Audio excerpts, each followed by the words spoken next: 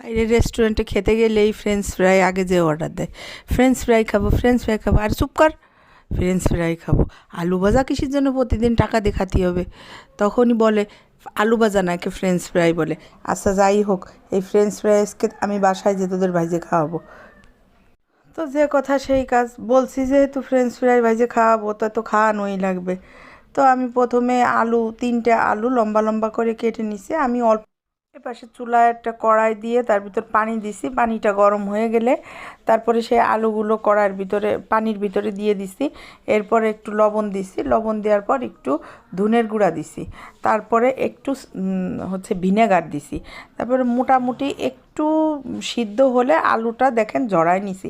এমনভাবে ঝরাবেন যে একটুও যেন পানি না থাকে। তারপরে এটাকে শুকানোর জন্য একটা ছড়ানো কিছুতে একটু ঢেলে রাখবেন, একটু পানি যেন একটুও না থাকে। হ্যাঁ, তারপরে একটু ডিম দিয়ে দেবেন। যেহেতু আমি অল্প করতেছি তাই আমি 3 চামচ ডিম ফেটে দিয়ে দিছি। যদি আপনি অনেক করেন তাহলে একটা ডিম দিয়ে দেবেন, ঠিক আছে? দিয়ে এরপরে হালকা একটু লবণ দেব। আমি সিদ্ধর সময় যেহেতু লবণ দিছি এই জন্য অল্প একটু লবণ দেব। দেখেন অল্প একটু লবণ দিয়ে আমি ছড়াই দিচ্ছি।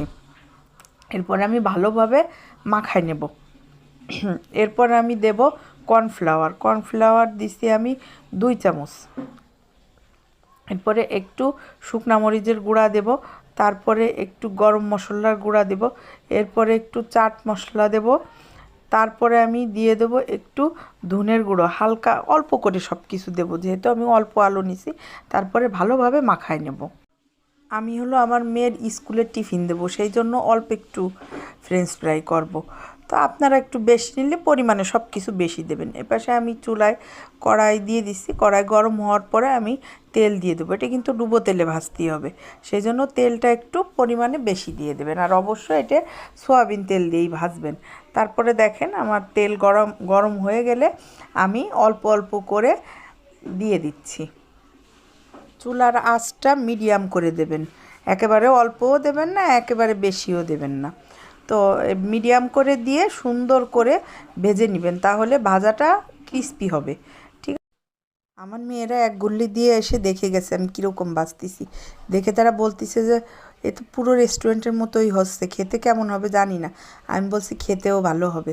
যে বাইরে দোকানে দেখলেই হাবাইতের মতো খাইতে বসে যাস, তো এই জন্যে পরে বিল তো আমার দেয়া লাগে, এই জন্য যা বানাই দেবো তাই খাবি।